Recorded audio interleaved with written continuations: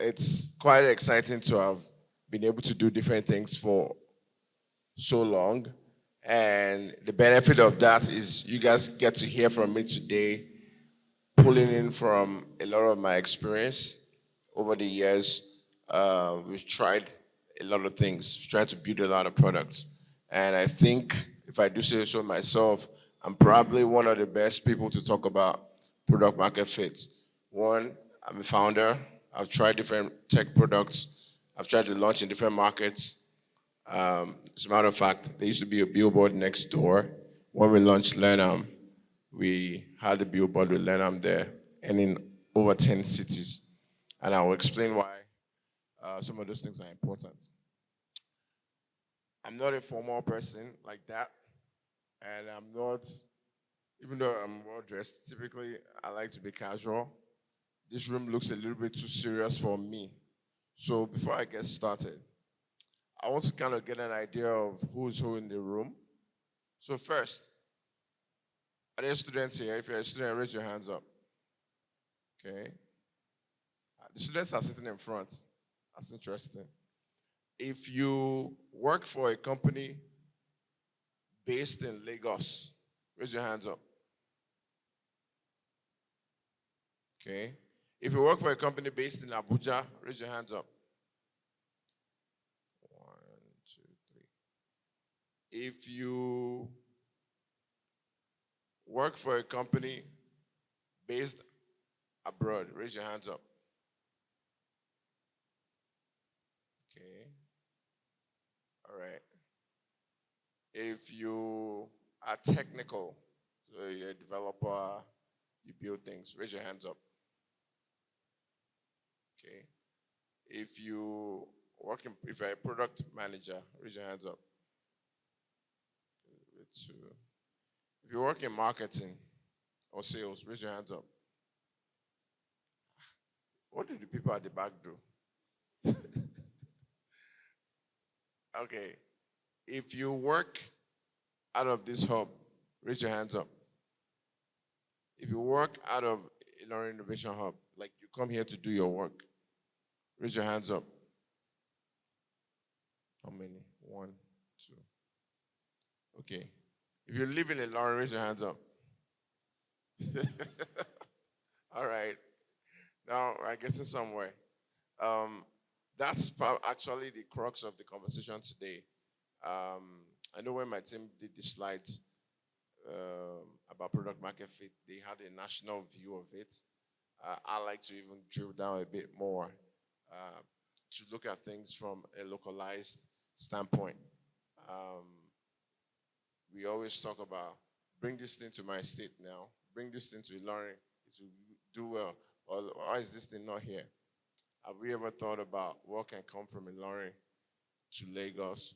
What can come from Ilorin to Ghana, to the whole of sub-Saharan Africa, to UK, to the US? But those things start from understanding the local market and gaining product market fit from your immediate market.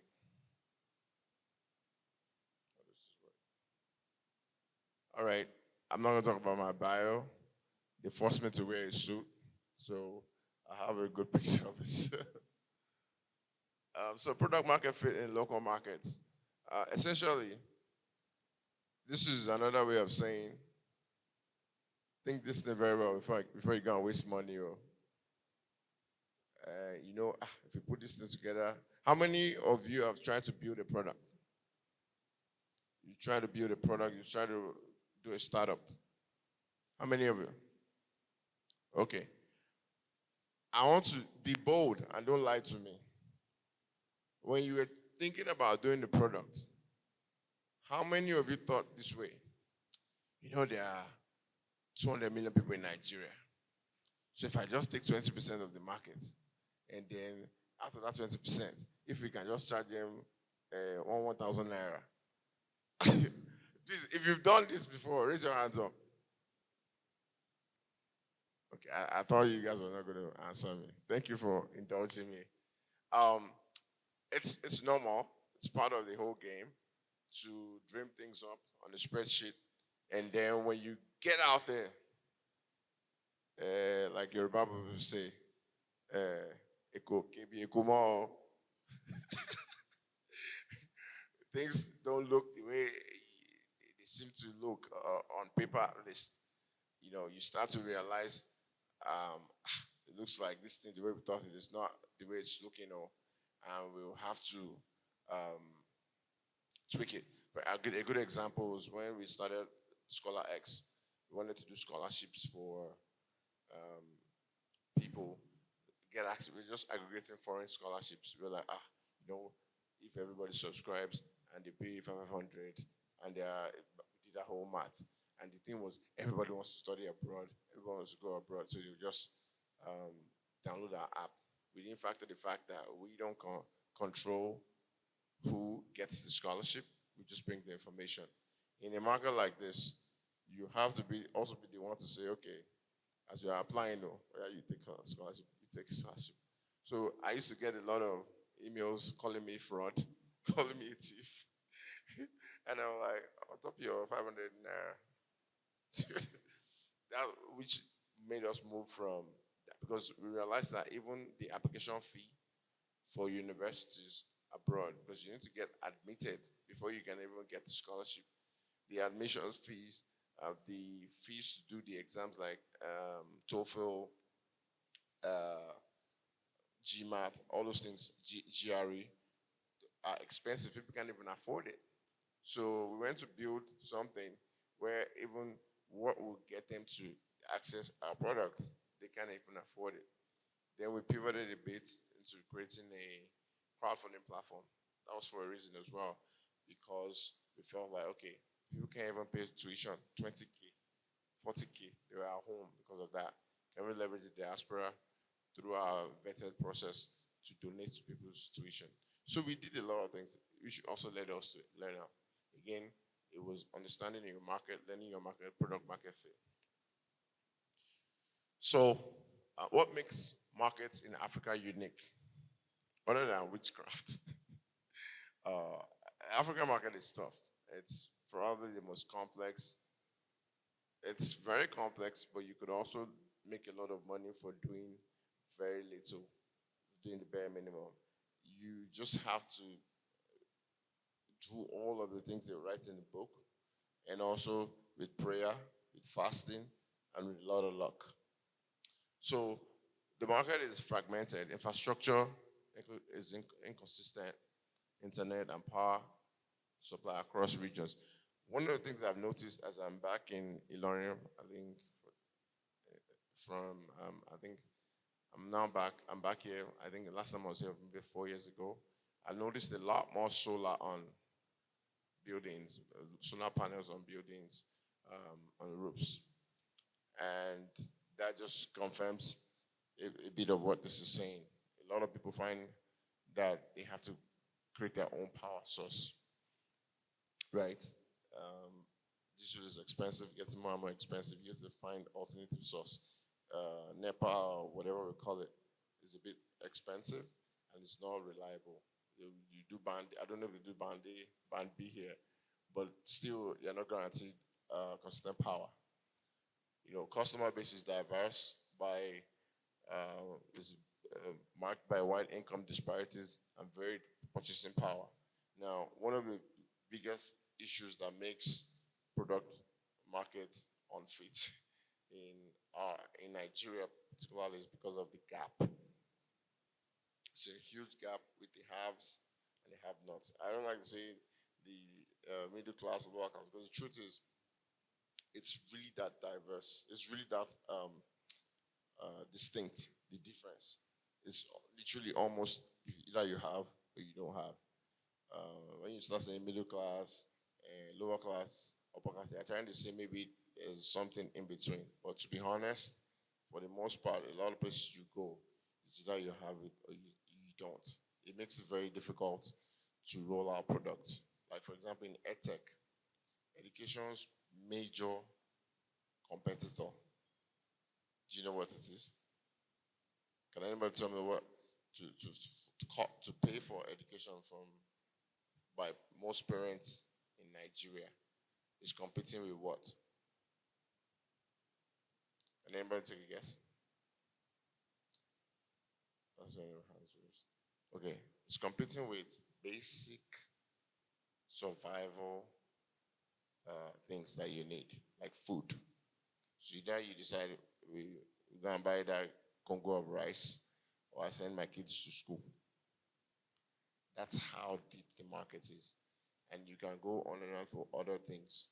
Um, we have informal economy is very dominant with various transactions outside the formal banking sector.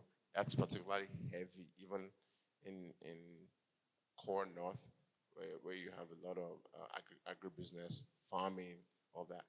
People still hoard a lot of cash there. There's a lot of unbanked transactions in this country still. No matter how much you hear, or no matter how far Money Point has gone and the likes and OPay, there's still a lot of cash transactions. Um, Variable levels of digital literacy influencing technology and acceptance. When we did learn, one of the things that we try to do is to help digitize learning in local language for basic things like how to even browse the internet. The more digital literate a market, the better you get to introduce certain types of products and speeds up commerce. Because nothing is faster in commerce than digital. Once currency is digitalized, not currency, but transactions, so you pay with your card, you pay online, and people can shop online. It moves things faster. But if people aren't literate to get online, then you significantly reduce the pool of people that could even be your customer. So, why Western playbooks don't work? I have a lot of friends that studied abroad, just like me.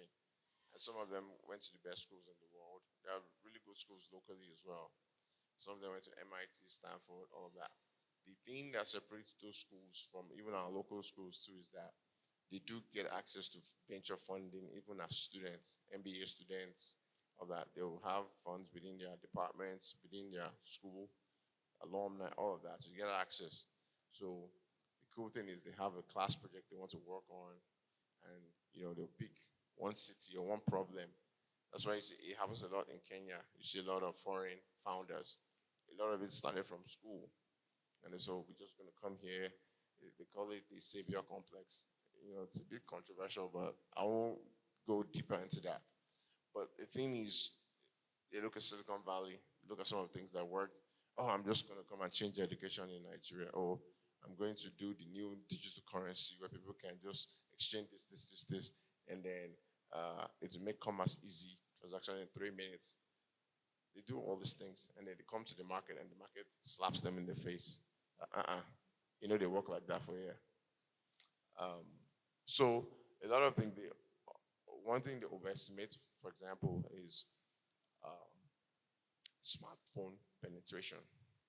There's a big stark difference between digital mobile phone penetration and smartphone penetration. Can somebody help me?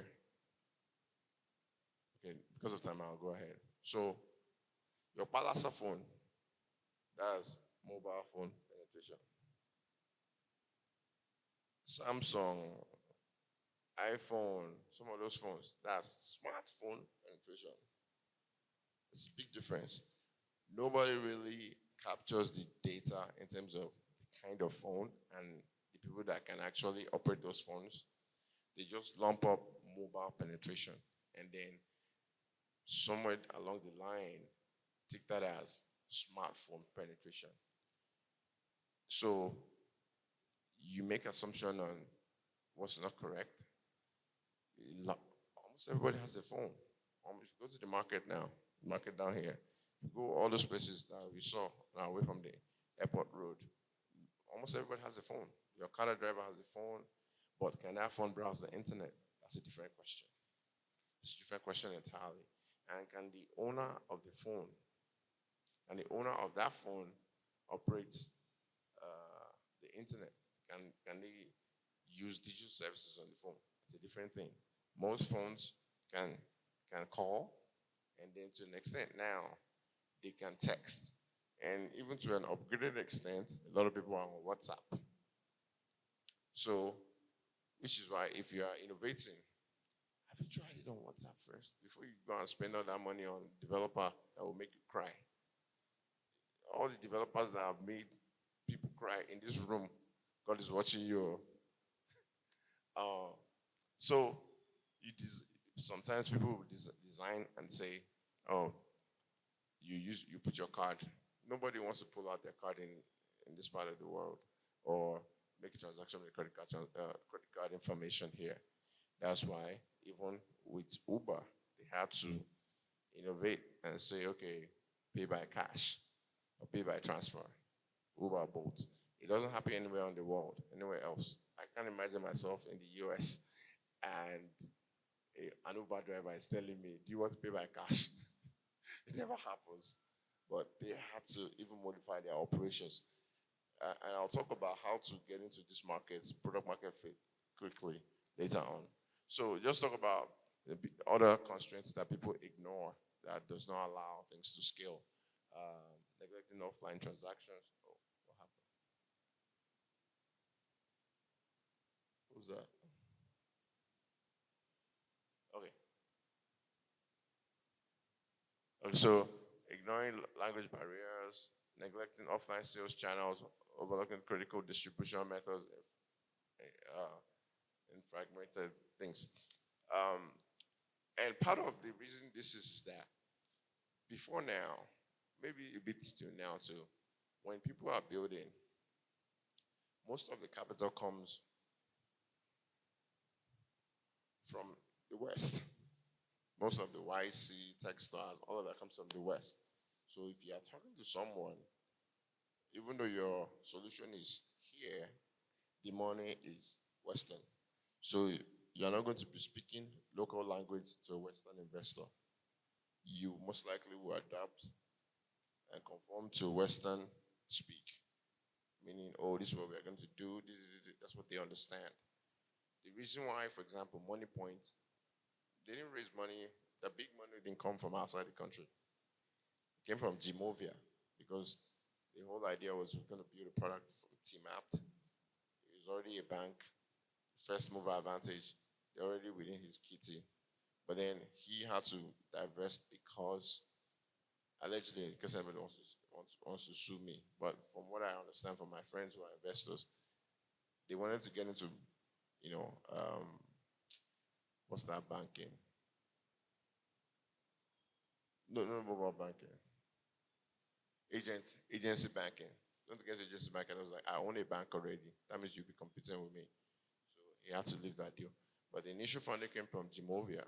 Then some of my friends that I know came together, took over the deal, and they got some other funders, some of his initial funding. But if that didn't happen, I know it will have been very hard to convince foreign investors because a lot of people have had a hard time convincing them that, oh, the model is still to go through people, to go through agents. Foreign investors don't like to go through that because they feel like it's not scalable, right? So they don't really like backing companies like that. So the three pillars of local product market fit. I'll rush through this real quick because of time. Problem first thinking, context driven design, trust based distribution. Problem first thinking. What exactly is the problem we are trying to solve? Oftentimes, people don't solve, or when they conceptualize things, they're not solving problems that actually truly exist. Or in other cases, they are solving for vitamins instead of solving for painkillers. Painkiller is must have. Like if your teeth hurts, you don't want a vitamin, you want pain reliever that will help you relieve it immediately. So problems that people need immediately, right? And then But a lot of times people are trying to solve vitamins. It's not really a need, but it's nice to have. Um, so context driven, you you craft solutions that work reliably under local constraints like low bandwidth, internet power, and basic devices. This is why USSD, you guys are familiar with USSD, for example, worked because you can pay by just text message and just a few numbers. Those things work, and that doesn't mean because it worked in Lagos, it will work very well in Ilorin, because also you have to also look at context, local context. That's why some products are city-based. You will not hear that, oh, Uber came to launch. They say Uber in Nigeria, but Uber really actually launched in Lagos. It was Uber Lagos, not Uber Nigeria. And then they thought about going to Abuja and other cities. But when they landed, it's to come and launch in Lagos. That's where, like, for example, with Uber, they realized that the local market was by fleet. So one guy has a couple of cars, hire drivers. In the US, Uber is owned, the car is owned by the person driving, and they just want to make money for themselves. In Lagos, when it first started, for the most part, the owners of the cars aren't necessarily the ones driving the cars. They so have a fleet model, and Uber had to modify so that to um, help the fleet people, the fleet owners um, get their funds. Also, things around pay by cash. So when you go from country to country, like you go to Spain, for example, actual yellow cabs, the actual cabs, because those cab unions are very strong, are the ones on Uber. So it just depends. If you go to Abuja and try to get Uber at the airport, both you and the Uber driver might get beaten. So it all varies from place to place. So the context really, really matters. You have to understand the context, and you have to drill down even further if in some cases. Trust based. Trust is probably one of the biggest things for our market. That's why the agent model works. That's why in commerce, for example, there's the pay on delivery. The whole what I ordered versus what I got thing. Again, if you look at Western markets, it's not, you don't see where you order something online, you don't pay. So when they bring it, no, you pay straight away. But you have to devise those kind of mechanisms in our market. So you can get a situation where you brought the product, it's not what you ordered, and you're not beating the delivery driver. So it's different things happen in different markets, but trust is a big thing for us. That's why the agency model really, really works here. And that's why I say for us in Nigeria, AI won't necessarily replace people. What AI will do is help people improve the trust process. So AI won't take away people, but it will help people do the work well, right? So whether it's pay on delivery, whether it's agency model, how can AI make that process more efficient? Okay, I'll just move fast. So finding product market fit step by step. I will spend a bit time on this, but I'll try to be quick. Um, so if you're starting out, ideally it should be about a 12-week process, and you break the in three phases. Your deep market immersion, about 1 to 4 weeks. Your prototyping, about 5 to 8 weeks, and then um, week 9 to 12, signal detection, and I'll explain shortly. So deep market immersion, get into the market, go inside the market. I remember one time for Lena, we are trying to do survey. Um, yes, because it was for a grant. Lena was built from grant funding, and we have to show all our processes. We're going to do a survey in the market. Do you think you can survey folks in the market by sending them a link to Google Survey or any of those things? So, do you know how we did it? We printed out the survey on a sheet of paper. We had people go into markets, hand it over to them. No, not hand it over to them. We asked them the questions in whatever language they understood, Pidgin, Yoruba, English. And then they gave us their answers, and we recorded it on a sheet of paper, then transposed it on online form. That's how we're able to gather the data. To an extent, you have to go that deep. I doubt that most people do a lot of deep market immersion. Like go to Oyingbo. When we launched Learnam, we spend time in the Oyingbo market. I danced at Computer Village in Ikeja. I almost passed out. You go to that was where I even learned the dynamics in markets. You go into the market. There are two factions. There's the Babaloja and the Yaloja faction.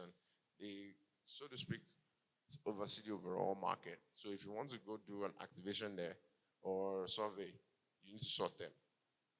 But then when you sort them, you realize that nobody's coming to you. It's not an accident, though. It's because the association, whether it's a electronic market, clothes, they have their own association. So for you to get interaction from those people, you now need to go and sort those ones separately. When I went to Computer Village, I didn't know that insight. We just thought we've paid the market. We put a DJ, nobody came to us. We now went to meet one of their chairman for the Computer Data Association. He held my shirt. Like, you shouldn't have worn this shirt here. It was our product. Like, no, that's not how it works. And then who did you pay? We told him, I said, no, you have to pay the association. We are the ones that will not announce to our people that you are here for activations that they should come and check you out. I didn't know that. A lot of times when people build, they would just assume that, we'll just do X, Y, Z and things will happen. No. Even when you go to activation, for example, in Badagry, my co-founder, they stole his phone. I asked him, they stole his card. I asked him, did you pay the Onile when you got there? He said yes. He was panicking. I was in Houston on my bed. He was in Badagry. He was panicking. I said, relax. Go back to the person. Tell him you can't find your card. 5 minutes later, he came out. He said somebody saw it on the floor. They found it. That's how you have to enter the market and just see how things work. From one incident, you pick a lot of nuances. I'll move fast. Rapid prototyping, minimum viable product. Me, if I'm going to build anything today, the first litmus test for me is, can it work on WhatsApp? When I introduced myself yesterday, I said I'm a WhatsApp group admin. People were laughing. I probably made more money than your company, than 3-4 companies put together. But we didn't have to spend so much money on developers. We built on what already exists. So always think about that before you go spend so much money. Think of what you can build on what's already available. Because in this market, you still don't know what's going to work. So why would you spend money up front? It's when you've found an MVP, product market fit, then you get to this growth phase, then you can now spend money on whatever you want to spend money on. But initially, always think of what can we do for free? What can we do with free tools? What can we do with available tools? Don't spend too much money yet. This market is brutal. And then signal detection, identify early traction, what's working. What worked for MoneyPoint quickly earlier was that ATM, POS became an ATM. POS really for transactions. But then product market fit and the market dictated what they wanted them to know. You can actually swipe your card and we'll give you cash. That's not the job of POS. But that's how the market wants to use POS. Are you smarter than the market? Are you the one paying? That's how people want to use your product. You have to adapt and adopt how they want to use it. You want to be right or do you want to make money? POS, that's what POS does today in Nigeria. It's not what it was built for. But that's how we want to use it. And that's what has built MoneyPoint to a multi-billion-dollar company. All right. So I've talked a lot about MoneyPoint. So they address the real problem of banking for the informal sector. They leverage the agent network trust. They grew 10 million users by processing $22 billion in transaction monthly by fitting into existing informal financial behaviors. Like I've said, they fit into the market behavior. They didn't try to force what they wanted on the market. As you are building, you always have to remember that especially for a rough market. They build for context, works offline, basic tools. They focused on contextual design instead of creating artificial demand. Again, what works? It's not about what you think, it's about what people want. Demonstrate the power of trust-based distribution and local market fit in scaling. And that doesn't necessarily mean that how um, Money Point even has scaled, um, how is it in Lagos is how to be in Anambra, or how to be in Ilorin. It could also vary still, but the baseline will still be um, banking the unbanked, informal sector, getting access to credit, getting access to money, really. I'll, okay, uh, just some key red flags. Again, don't spend too much money to acquire customers. Don't spend too much money. Don't do Big Brother.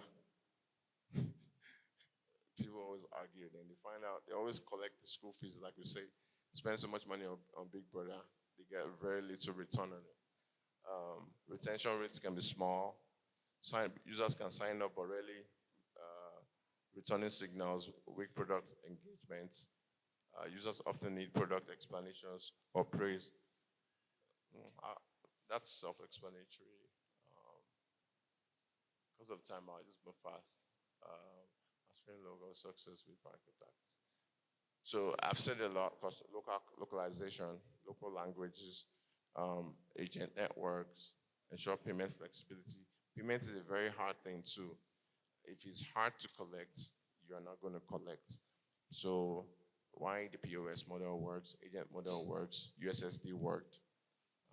Offline first because again, data is quite expensive, like, as we know. With the increased tariffs, it's even harder now. So key lessons, context is key. Local reality shapes outcomes more than global templates. Very, very key. Understand the problem first, prioritize deep insights over rushing to solutions. Definitely get on ground, go into the market. Ground solutions in daily life. Build based on how people live and work every day. Very, very important. Again, it's what they want, not how you feel. It's what they want. Place trust at the center. Leveraging existing community relationship for acceptance and scale. Very, very important. Trust is key. That's why, if your friend has used the product and they tell you about it, you're more inclined to use it. So the network effect is very, very important in our market. Thank you.